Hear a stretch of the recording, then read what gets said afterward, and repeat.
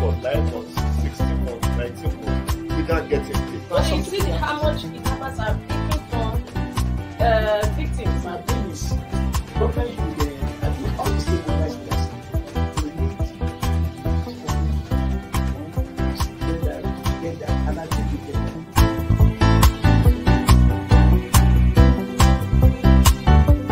The 3% for the oil producing community is too low. So the support that is needed, and once you get the support, your airline people will blossom. This is Nigeria.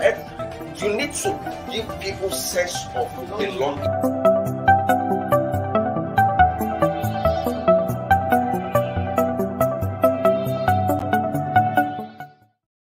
Good morning and welcome to Inside Nigerian Leadership Television. Today is the last edition for the week, and today is July 29th, 2022 edition. My name is Winifred Ubaba, and with me in the studio is our public affairs analyst, social commentator, Majid Dahiru.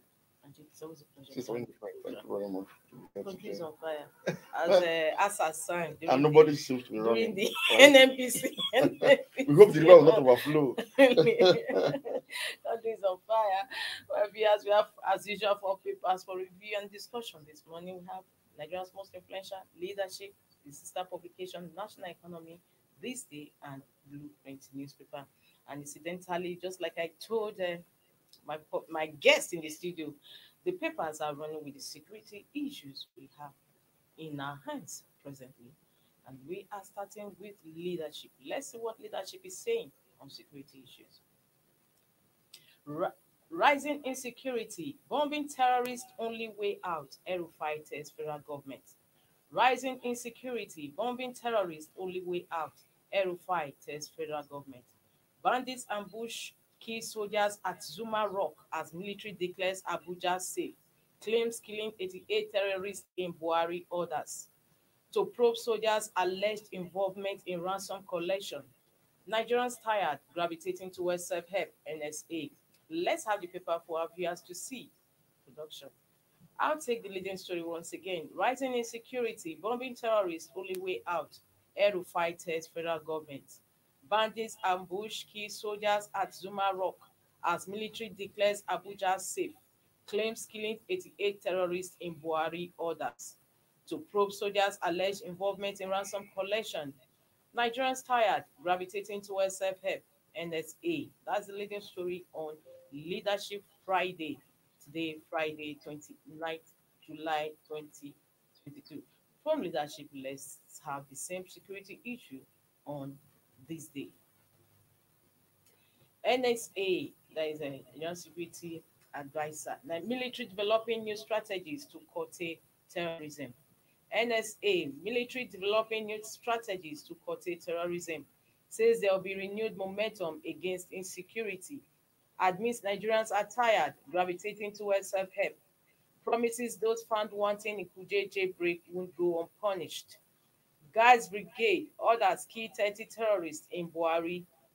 Atiku vows to rescue Zamfara from insurgency. Stop the killings, kidnapping. New Khan president urges Buhari. PDP National Assembly caucus collecting signatures to impeach president. That's the leading story on THISDAY newspaper this Friday. I'll take it again. NSA, military developing new strategies to curtail terrorism, says there will be renewed momentum against insecurity. Admits Nigerians are tired, gravitating towards self-help. Promises those found wanting Kuje jailbreak won't go unpunished. Guards Brigade orders kill 30 terrorists in Buhari. Atiku vows to rescue Zamfara from insurgency. Stop the killings, kidnapping. New camp president urges Buhari. PDP National Assembly caucus collecting signatures to impeach president. It's much on this day today. From this day, the same security matters on Blueprint newspaper.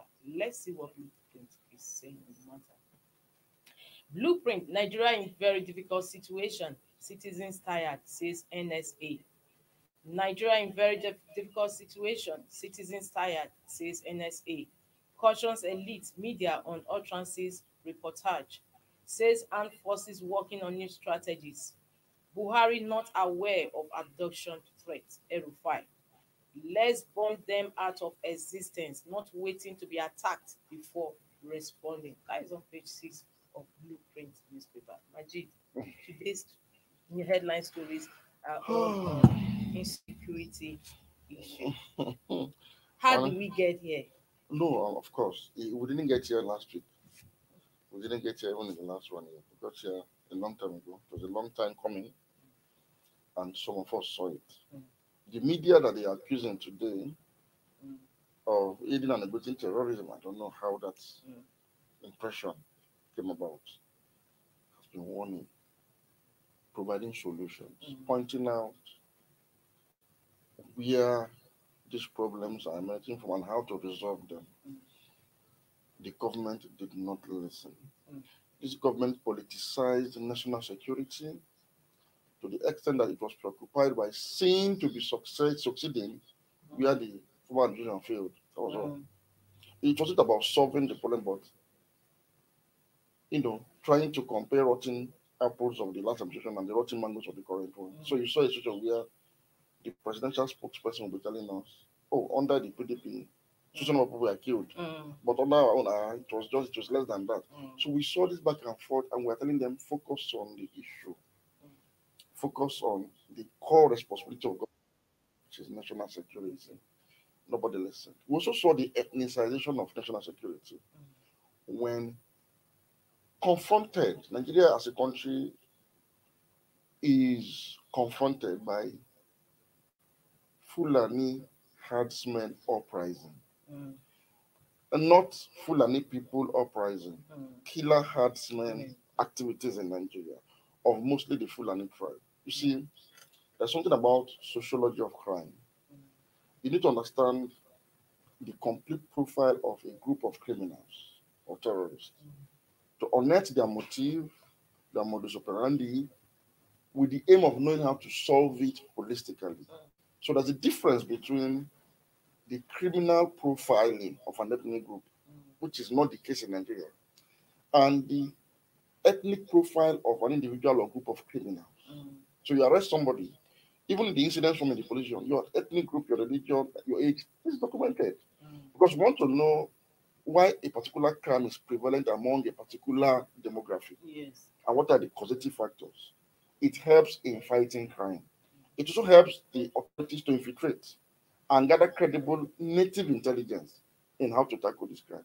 But they blame the media and said we are profiling an ethnic group. Each time we point out the identities of the perpetrators.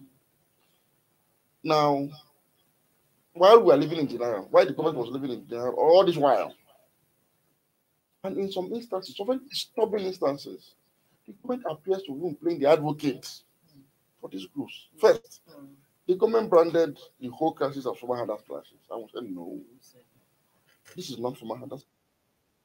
Wrong, very, very, very wrong appellation. It is wrong labeling that kind of downplays the severity of the matter. This was pure terrorism. When we are going to farming communities, wiping out farming communities, destroying their crops, so this is not former hardest clashes. Who is clashing with who? On my farmland. This is pure terrorism. When these people were rustling cattle of law-abiding, unarmed defenseless cattle breeders, we also pointed out that this is not just cattle rustling. This is terrorism. These people grew from just attacking farming communities to as brazen as bringing down a fighter jet. We called on the government to declare them terrorists. All sorts of excuses in the books were brought up to say, no, it's not possible. That would be akin to describing a whole ethnic group as I said, nobody is saying this, designate an ethnic group as terrorists. We're saying this group of ethnic militiamen should be designated as terrorists. It's as simple as that. They refused until it became a problem for the entire Northwest region. That was only where the government grudgingly went to court to get an order to declare them terrorists. Now, apply the full weight of the law against them. We're not seeing that. We saw a wanted person in the nearby state of Katsina receiving chieftaincy title in Zamfara openly. We've seen journalists, people like Shegumi and his friends, go into the den of the kidnappers or the terrorists who appear to live in the communities that they operate in. within. They live there. They're like normal people. Yes. They go to, nobody has been able to pinpoint and arrest these people. It tells you that there is either a deliberate or ignorant complicity of the government because of what they are not doing right. Governor El-Rufai has been advocating for a comprehensive area abandonment of some of these forests that we know these people are domiciled within. Nobody seems to be thinking. Now the terrorists have converged in the north central, which includes Abuja, with ISWAP and Boko Haram elements from the northeast. So the people you see operating in Abuja today are a combination of killer herdsmen from the northwest and Boko Haram elements from the northeast. And so they have surrounded Abuja from Niger, Kaduna, and parts of Nasarawa, as we speak. The seat of power in Nigeria. They have surrounded. You saw the incidents at Buhari. You saw the incidents yesterday. Was yesterday? Yes, at Zuma. At Zuma. We don't know where they will strike next. So Abuja is about to become another Kaduna. And the governor of Kaduna has started telling you now, bombard them. Before we started this program, we were discussing of the voice note we listened to. Yes. Such an operation, from that voice note, I said that soldier was just a patriot. Yes. They did their best. They said they got to a point where their vehicles could not. What will a soldier be doing in a forest in a blind operation? That's what you call blind operation. No specifics, no precision. So it was easy to ambush them, and we suffered the kind of pressure to suffer because somebody somewhere didn't take this matter seriously enough to carry out an area mapping of that particular place and carry out air raid before ground troops can move. Yes, that could have been the because somebody does not know the severity of this matter, or somebody is pretending not to know. Since you're already aware that that these people are here, why do you send? Sometimes people make us look like our soldiers are not doing their best. Yes. They are overstretched. They have done the best they could.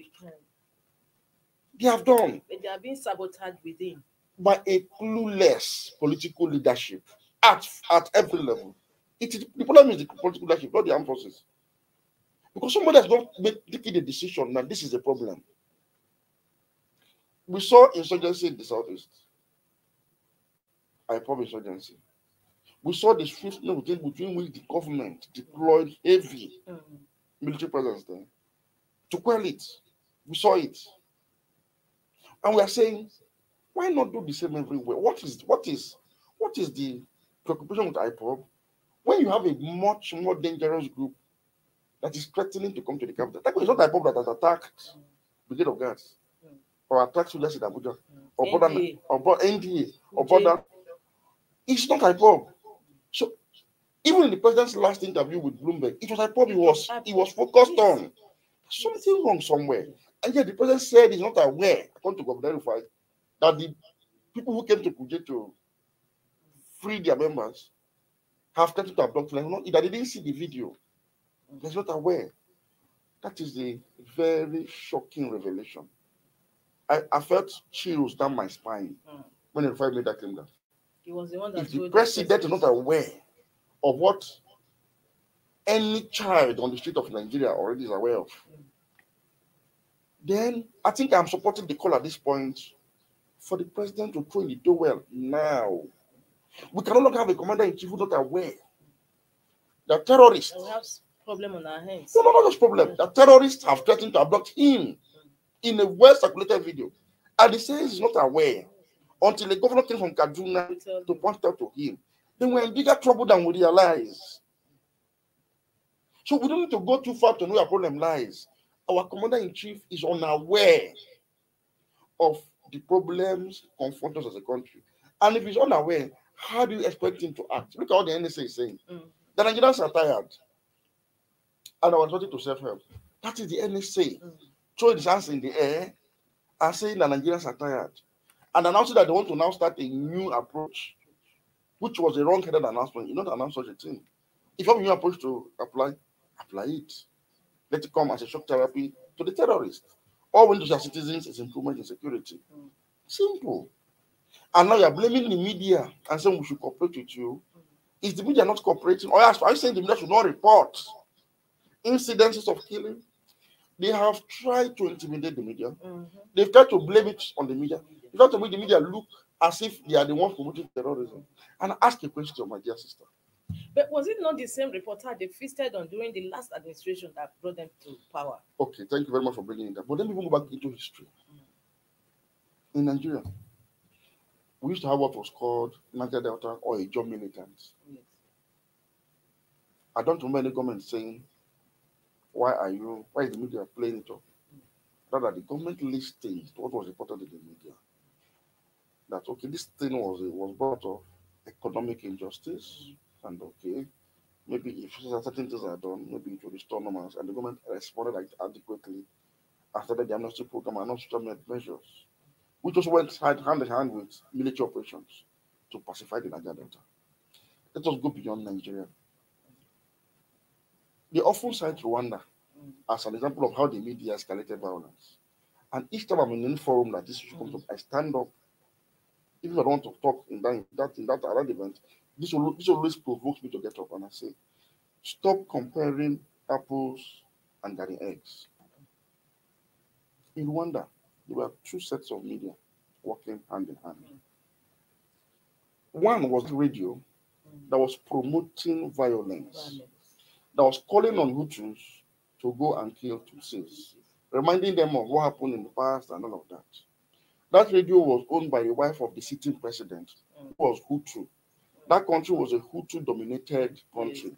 And so the militiamen that actually carried out the attacks on Tutsis were the ones that were backed by the government. So the government was responsible for that hate-mongering radio station. But there was another medium that was reporting the killings and the activities of this hateful group, both the government, the Hutu-backed militiamen, and the Hutu-promoted radio, which told the world that Hutus are killing Tutsis, and the world should go in and respond. That this one was reporting the violence, while the other one was promoting it. The Nigerian media simply reports violence. When we say killer herdsmen invade the village and kill people, we are reporting the violence against innocent, harmless farmers by killer Fulani herdsmen. We also report that militiamen on the Mambila attacked Fulani cattle breeding communities in Taraba. We're also reporting violence against the Fulani cattle breeding community. The media has been fair, balanced, and patriotic all through. All the government needs to do is to listen. All over the world, you watch CNN, you watch Al Jazeera, you watch international media, all international media outfits, including BBC. Once there's a crime, the criminal suspect is profiled down to his ancestry. That was how we knew those who hijacked aircraft in planes in America to bring down the thrower. That was how America was able to find a solution to that problem. I never recalled again because they identified them to be members of Al Qaeda, Muslim countries of the Middle East and North Africa, and they traced their base to Afghanistan, where their leader was, and that was how they were able to solve it. And they took out Osama bin Laden after nearly 10 years of manhunt because they identified the problem, and they arrested a lot of their cohorts in America and dumped them in the Guantanamo prison because they understood what was the problem. In Nigeria, we are forced to live in denial, and we are saying it will not help the matter. It's like covering fire with basket to conceal the smoke. What will happen? The fire will engulf the basket now, as we already have it in Nigeria. So it does nobody any good to say, don't report it, don't say it. Say it. Your own as government is to listen and find a solution. Stop telling us not to report it. There's nothing responsible. There's nothing responsible in what you are doing already. There's nothing. Like, for the media in Nigeria is even a little bit circumspect. They are even not reporting as they're supposed to. You can't do this in any other country. And the government of that day will survive one day longer government. A president that tells you they was not aware that a video by people who took their members from Kuje are saying that they want to abduct him and the governor. He's not aware. We are in bigger trouble than we realize.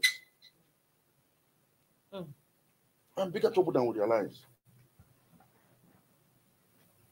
So I don't know. For me, what the Senate is trying to do, and I understand that it's not just the PDP senators. Yes, even APC senators too. Any patriotic Nigerian today, any patriot, anywhere, whether in APC, whether in PDP, including the candidate of the APC, this is an interest now for the president to be shown the way out if he cannot resolve this problem. Because if Abuja falls under the control of terrorists, you cannot present on Nigeria any longer. That is the end of this country. And it's the interest of northern Nigerian leaders at this point to rise up and rally round with the rest of the country to see what they can do about this government. It's a legitimate right. It's constitutional for us to say our parents to resign. It's not an insurrection. It's not treasonable. We have a right to say resign. We have a right to call our national assembly to say impeach him because he's no longer able to discharge his responsibility as commander-in-chief. Because terrorists are now on the doorsteps of Abuja, a few kilometers, less than 50 kilometers from the villa. From that Zuba checkpoint to the villa is less than 50 kilometers. It's that close. Within 50 kilometers, within the seat of power. They have become so emboldened and so brave. So you don't know where else they will attack as we speak. You don't know where, maybe as I'm speaking here now, something is happening to I don't know. Schools have been forced to close in Abuja. Maybe they will ask us to stay at home. And this tells you that it means the government is caving in to terrorists. Then there's another problem we are not even looking at in all of this. We're not looking at it. Have you seen the volume of oil theft in the Niger Delta?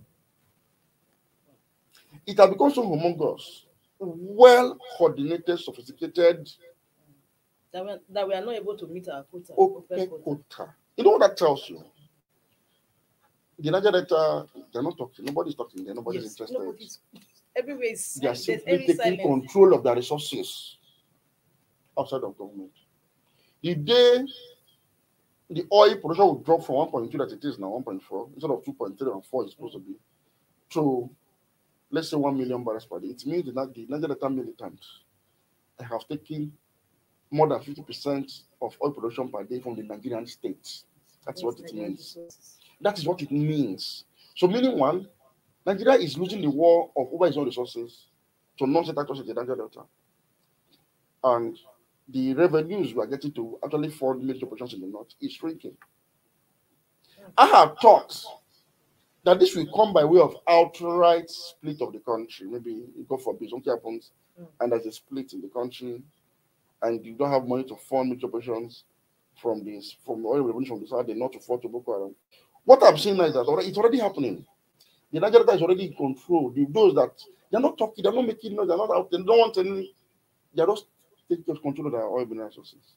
If this trend continues unchecked and they take over the 100% control of oil production per day, you begin to wonder where will government get the money to pay these oil that are still manning checkpoints in Abuja, northern Nigeria. You just said something weighty because come to think of it, the Niger Delta militants, they have been so nobody's quiet. Talking anymore. They have been. They don't want presidency. They don't want silence. They are simply doing the needful. They are sucking the oil. They are God-given oil in their land because for a long time they refused to use it for them judiciously. So they're not talking. But many thought that maybe they were settled in a way, maybe by the federal government. That is why they have remained. This is the problem. It's called the peace of the graveyard. Yes. Now, we made progress in 2007 to 2010, 11, when the Federal administration did the needful. Yes. I keep saying this. You cannot have prosperity without unity. You can't have unity and peace without equity and justice. When this government unleashed a wave of sectionalism, unprecedented in the history of this country, by skewing major appointments and decision-making institutions in favor of the North, where you come from as president, we won from day one. We said, no country can make it like this. To stop oil theft in Nigeria Delta would have been to win the hearts and mind of the people. First, by giving a very high level sense of inclusion. I had posited that once Buhari became president in 2015, the first state was supposed to visit was Bielsa, where the outgoing president came from, a major oil producing community in the Nigeria that is sustaining this country. Visit that state. Spend at least 3 days there. State visit. Where you will assure them, very possibly you will be hosted by Jonathan in his personal house to show that I didn't come to take from you what belongs to you. But the reverse was the case. The reverse was the case. In his speech, he said he was not going to continue the amnesty. The reverse was the case. They tampered with it. Yes. He stopped pipeline started. Now they're no longer blowing it. What happened was, if you remember, when Akpabio was minister of Nigeria Delta, there was this agitation for appoint the board of NDDC, properly constituted board, so that we the people can have a say in how NDDC runs. But President Buhari allowed Akpabio to deceive him, but he allowed it to. I was doing forensic audit that the board will interfere with it. You know, some of the things that you can achieve anything right by undermining rule of law and procedure or due process, it's a problem. And so they felt sometimes you need to follow the necessary process. And the necessary process was to allow the board to remain in abeyance while Akpabio brought in so-called forensic experts. During that period, we saw the humongous looting of Nigeria Delta Ministry, NDDC. People shouted, somebody went to the assembly and fainted. We saw the theatres, nobody was fired, nobody was replaced. Now they brought in politicians to man NDDC and blah blah blah, the behest of the outgoing minister. Because I want to ask is this: where is the result of forensic audit? Where is it? Where is Akpabio? What did he find out? What did he tell us? He politicized it, made away with it, with why he was there, and he is in retirement. Meanwhile, there was agitation that led the minister of Nigeria Delta to go to Nigeria Delta. He went to Baramatu Kingdom in Delta State to go and appease the people of the region to say, okay, we're going to install the board, we're going to appoint the board and all of that. But that didn't happen. The month together we're going to do it, it didn't happen. What we saw from then was an increase in the coordination of oil theft. So a level where government does not know how it's being done. At this before it was being done in a ramshackle manner. No. Now like the one weekly uncovered. No, these ones are small fries. So the region is apparent that okay, let's see how it goes. Since we ask you to appoint a board so that the revenue coming to this agency can be managed by people we feel we know how people can relate with you. Did not okay. Let us say I'm going to get even the resources at all to run the entire country. I'm not saying anybody sat anywhere to do this meeting. I'm just saying. Oh yes, I'm looking at you. You are so right because even during that PIA that came into, they have been quiet. They didn't even say. I took the war upon myself. No jack up to now. At the risk of sounding immodest, I saw the fact that the objection of Nigeria to the PIA is going to make it unworkable. When we advise that, okay, let's do 5%, what is due to host communities. At the National Assembly, the president's party, and sadly, regrettably, my leaders from the north of the National Assembly stood and opposed any increment. Yes. And I won. I was almost hysteric. I was on TV. I was practically shedding tears. You know you cry, but tears didn't come about. You know you are crying, you are bleeding in your heart. Yes. How do you allow a region to oppose what is due to another region that is feeding us? What sort of insensitivity is that? How do you allow this to go? That this will render the entire PIA impotent. Has it not happened? You think investors are not listening to that people crying that they don't want this low amount of percentage for them? You think they didn't hear it? Who will go and risk investment in Nigeria when the people are not happy with the laws you are put in place? People don't think. People are not Nigerian enough in their thinking. We said 10%. Nothing is too much to be done. 5%. We said make it 10, but okay, they have started for 5. Leave it at 5. No. So that at the signing ceremony, and the man gave 30% for exploration. In most of the frontier basins are outside of Nigeria Delta. Most of them are not. We're going to get the money now from the investment in South Nigeria Delta to get that percent to invest in frontier. Now let me ask: do you know how the kind of healing that we're about to Nigeria the day that PIA was passed with 5% for Nigeria Delta host communities, a development fund, and you have people like Paike Clark of Pandev, you have the likes of Hanese, all the leading ethnic nationalities or the oil producing communities, even the Southern Governors Forum, coming to stay with the president to sign it. Imagine a ceremony where Ike Clark and all of the leaders of Nigeria Delta and oil producing communities are standing with the president, handshake, embrace, signing that piece of legislative law that gives them 5%. Do you know the kind of things it would have brought to Nigeria Delta and to the country? Now you would have been able to buy back the people. And you must now follow it up with massive investment in the development of that region. I'll tell you something. NDDC was not run well in the past.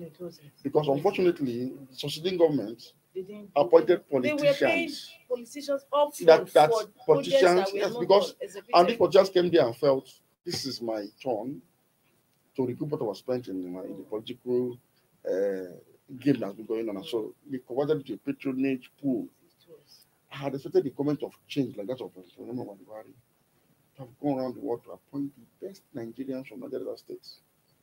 But they have found that are experts in developmental economics.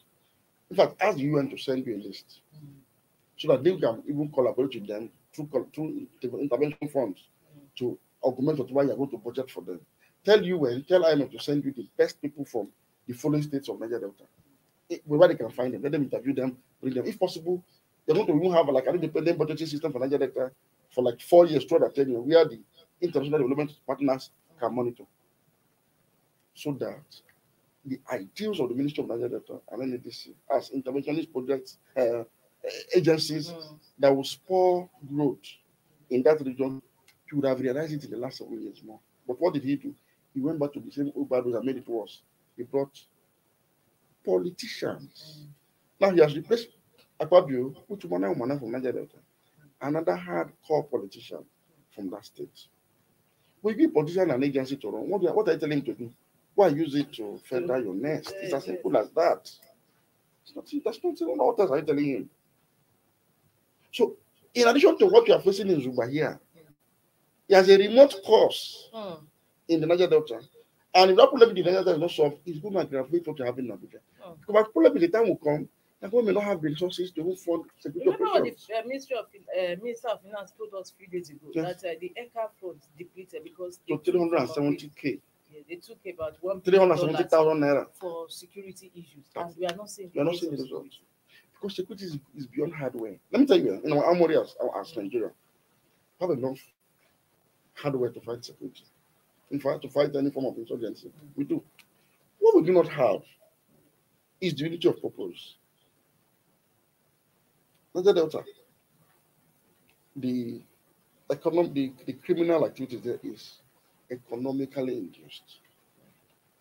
That is, the existence of economic injustice that was aggravated by this government. In the southeast, I thought it's political. People are feeling alienated, as in you are treating them like a conquered territory with your 95 and 7% dichotomy. Simple.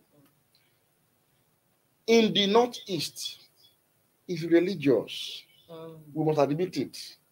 Something has gone wrong with the way and manner of practice the Muslim religion in Nigeria. In fact, let me tell you this. You know, I'm also an advocate of a reform of the Muslim religion in Nigeria. That's one of the doctrines. When Boko Haram is in the mainstream. A few days ago, I was sitting down in front of my house and I observed my neighbor. I was sitting down and I'm a Muslim. One of my neighbors is a Christian. So we were sitting down together, just gisting in front of my house. And so the next block to me is my brother and neighbor. He's a Muslim like me. So he has this teacher who comes to teach the children in his house Arabic and Islamic studies. So that particular day, this was just 3 days ago, they finished their lessons.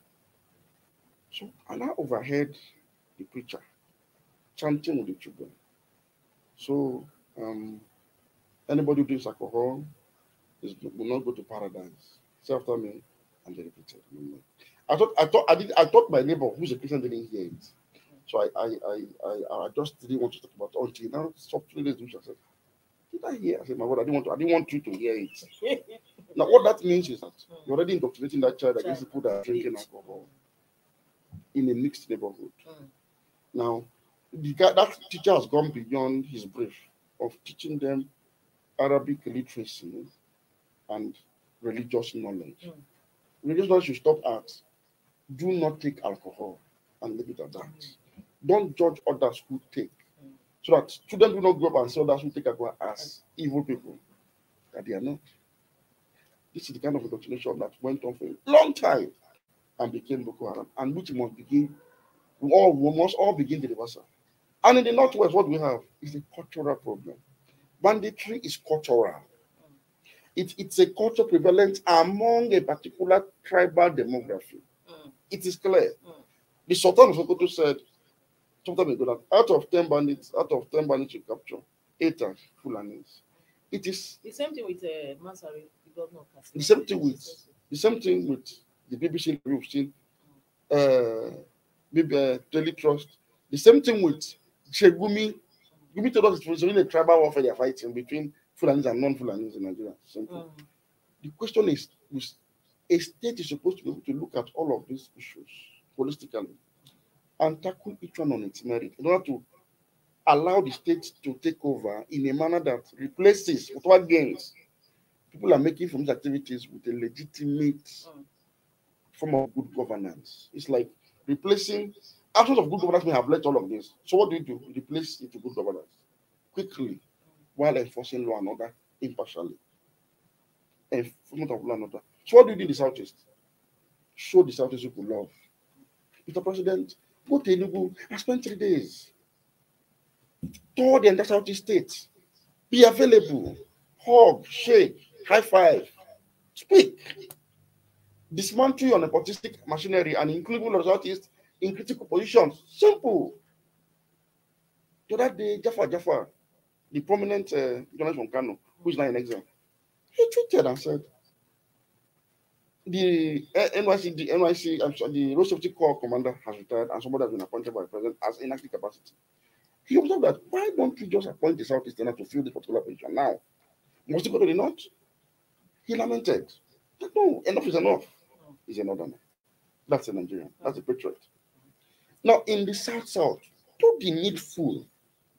Come down from your high horse. Go to them. Engage. I say, look, I am you, you are me. What do we do? Try to get the people to come back to Nigeria psychologically, mentally, and then physically, so that you can begin to enforce law there too, in a manner that you have the cooperation of the people. Now, but this must be followed by good governance delivery almost immediately. Or it must be seen. The process must be moving in. It must be seen. The same thing with the Northeast. The Northeast. You need a complete de-radicalization of the entire region. It must start by government de-emphasizing political bigotry, even in government business. My dear, to solve Boko Haram, the states of northern Nigeria must dismantle all forms of religious laws in their states. We must stop religious politics. It must start with the leadership.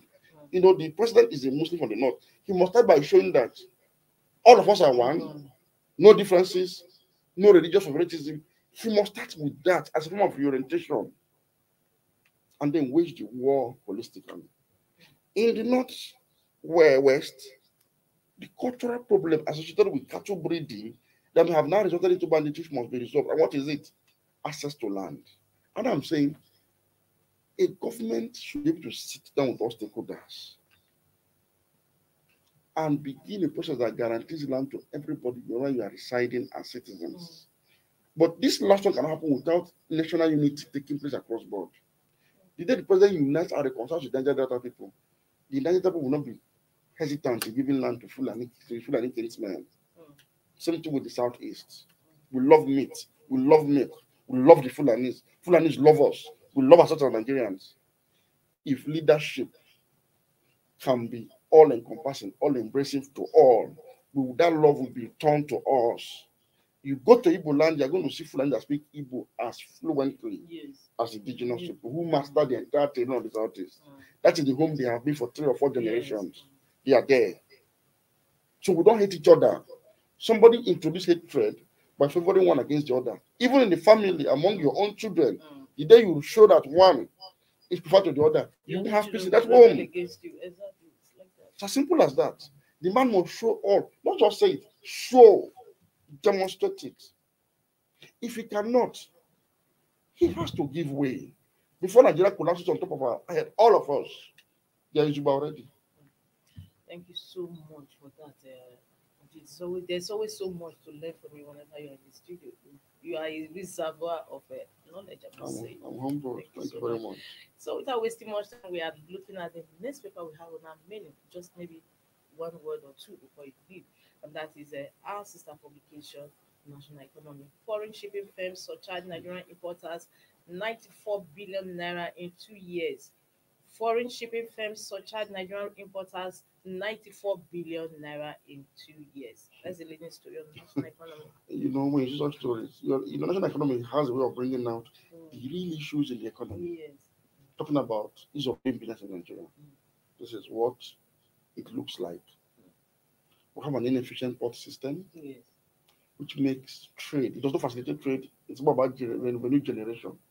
So by the time you slam demurrage on shipping firms for being unable to discharge cargo on time because of your own inefficiency in any case, they transfer the charges to the importers. Simple as that. It transfer it. So it is your city that is paying for the demurrage that the foreign shippers, shipping lines are paying to you. So you see, it's a cyclic, a mess in the economy. However you look at it, you must develop internal capacity. I wanted to look at port reforms. Additional actually advised us some time ago that a port is not actually meant to generate revenue. It's to facilitate trade. So the trade will generate revenue externally for the country. So we're not looking at that yet. We are levying, increasing tariffs, levying, all in the name of raising revenue for government. And this revenue is shared between the three tiers of government. And look at how it is being utilized. So of what use killing businesses to feed some few guys in government that will not utilize this for what it is used for? Have you seen the roads that lead to Lagos Port? Okay. Thank you very much. Wow. Thank you so much, Mr. Majid, for your time today on Inside Nigeria. Where you ask this, where we call it a day on today's program Inside Nigeria on Leadership Television. With me in the studio has been public affairs analyst. You heard him talk, and it's Majid that he. Thank you so much once again. And my name is Winifred Ubebo. This is wishing you a beautiful weekend. Don't forget, security is a collective responsibility. Do stay safe. See you on Monday. Have a nice weekend. Bye. Thank you for watching. For sponsorship and advert placements, please contact 080-3688-6158. Last Word Leadership Podcast Studio. You have the last word.